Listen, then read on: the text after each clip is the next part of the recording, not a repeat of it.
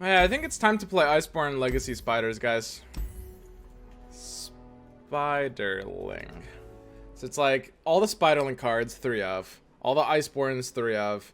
And then what are the 2 cards that are helping your Iceborn Legacy get off? That's going to be Elixir of Iron, 3 of. And Mark of the Isles, 3 of. And then the last like 16 cards don't matter, right? I mean, they can be anything. Yeah, I mean, it's basically just this, right? Pack mentality. I was thinking about pack mentality at the end. Yeah, you could definitely top end pack mentality. This is like kind of the perfect kind of deck for it. Let's just run it like this. This looks good.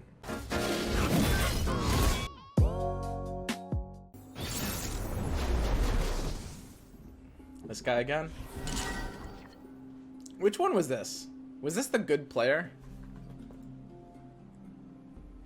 Was he the one that we had like the weird game against like 2 or 3 games ago?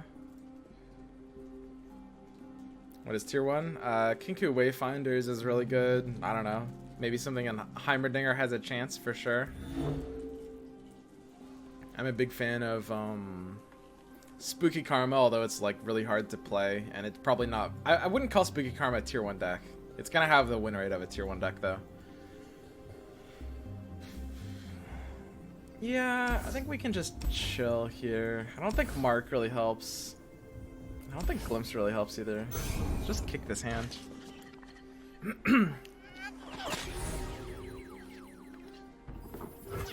Dude, no Hapless, no Omen Hawk makes this feel really sad though, I will say. I'm actually here.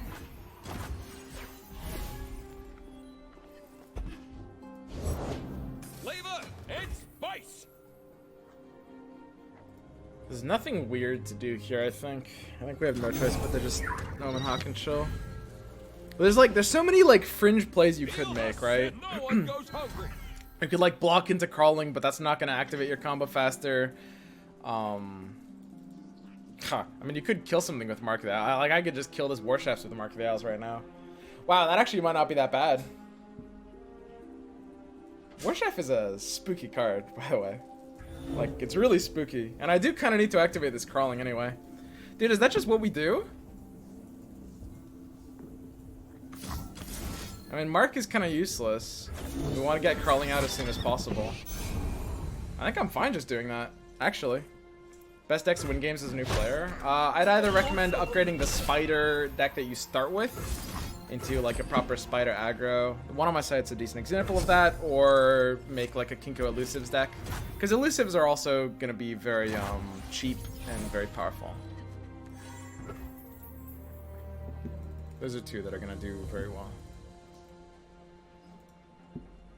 So we need 6 mana for our combo, which means if I play Horror here, we're going to go to 4+1 next turn, which isn't enough for our combo. But reasonably speaking, unless he doesn't develop a 3-attack unit, Elixir of Iron doesn't help us. Because Elixir of Iron only keeps us out of single combat range if he's not developing a 3-attack unit, right? And he'll always develop a 3-attack unit either right now or during the first position on turn 4. So it doesn't make sense not to play Horror, because we're never going to be able to play with Elixir of Iron here properly. This attack is just a freebie, I think. So now, if he goes and develops Bannerman, that gives us the super clean legacy. We drew the 2nd elixir, which means we can play around single combat. Down to 1. Legacy gets through, so now all we need to do is draw like a Brood Awakening or an Elise and we're good. Of course, that means we don't have Elixir for the Zed block, but I think we're just gonna have to be okay with that. Okay. Let Zed level up. Is Zed like a threat?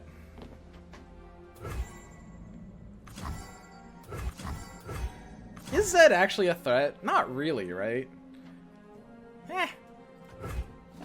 Whatever. Health is a resource. Embrace the shadow.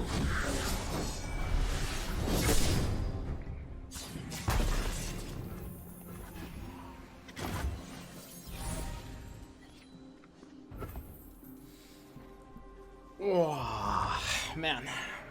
This is a rough one, huh?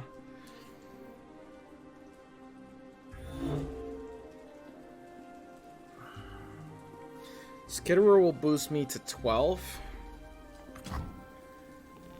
I mean, can you be on Bannerman right now? You totally can be. You can be all over Bannerman right now.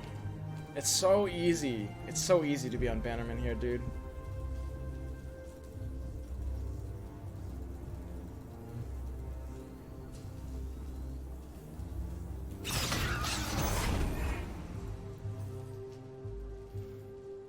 We'll just think this attack in.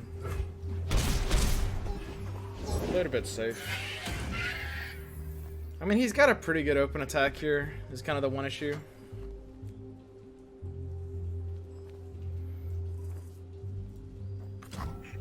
We'll just take passive blocks. I don't know. All we have to do is play safe. Our top decks are super nuts right now. Like, we just need to just... like, a single top deck will win us the game. Like, Brood Awakening is a win.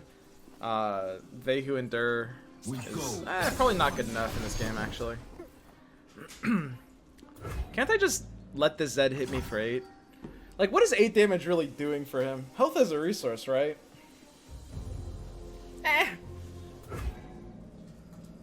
Yeah, I think this is fine, right? I mean, Relentless Pursuit's like the one scare card, but blocking these against Relentless doesn't really do anything either, right? I guess I could kill the Zed. I guess killing the Zed is a good idea.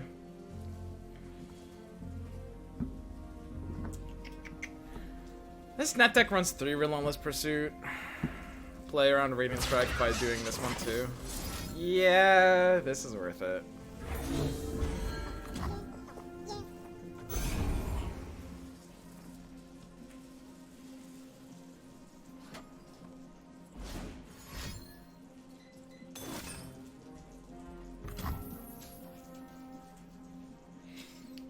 Funny thing is, I can play around his next card too, actually. If I really, really want to. If he has like Radiant Strike or something, then we can Atrocity, which is, I mean, that's truly hilarious. Yeah,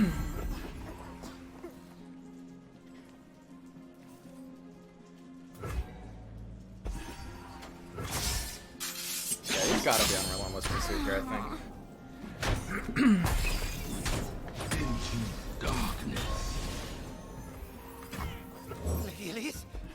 Where are you? Do not fear the shrouded path. Okay. Oh god. Dude, this is like the most nightmare hand I've ever seen, actually. Holy shit, it's a disaster. Oh no. Dude, what okay. It's definitely a lose condition for this deck, man. Just draw like 0 Brood Awakening, 0 Elise. That's gonna have to be something we build around, I think, for sure.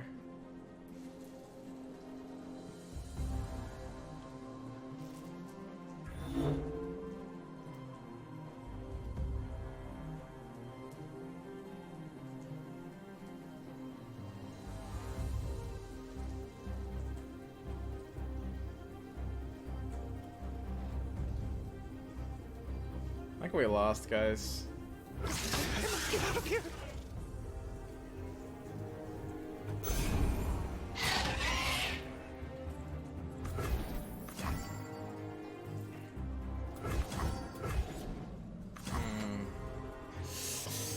Oh, that's a tricky spot. You can go in for lethal right now. His hand is so strange.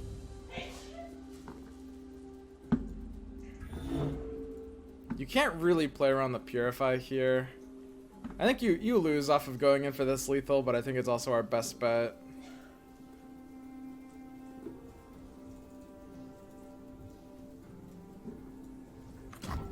Oh god. This is so bad, dude. So it's like Purify, he's good. Purify your second single combat and he's good. And he's all over Purify, but he's even more over Relentless Pursuit, which means we have to do it like this. We put him on Relentless Pursuit last turn, and it's really easy to put him on. Because every version of this deck runs 3 Pursuit, but most versions run 2 Purify. So this is, if he's on Relentless Pursuit, you have to understand this is the only time we can activate this. Because if he's on Pursuit, we're not going to next turn. So you look at the hand and you're like, well, Swim, you could wait until next turn because you've got 10 mana and you've got the 2-card combo. But our 2 cards are 11 mana, and we can't play them both this turn. So if we let our 4-attack unit die and he Relentless Pursuits into us, we lose. Because our Atrocity can now max 3, and if we Iceborn, we can't Atrocity that. So we have no choice but to go in there and hope he doesn't have Purify or second single combat. He's representing Relentless Pursuit hard though, so we have no choice, I think.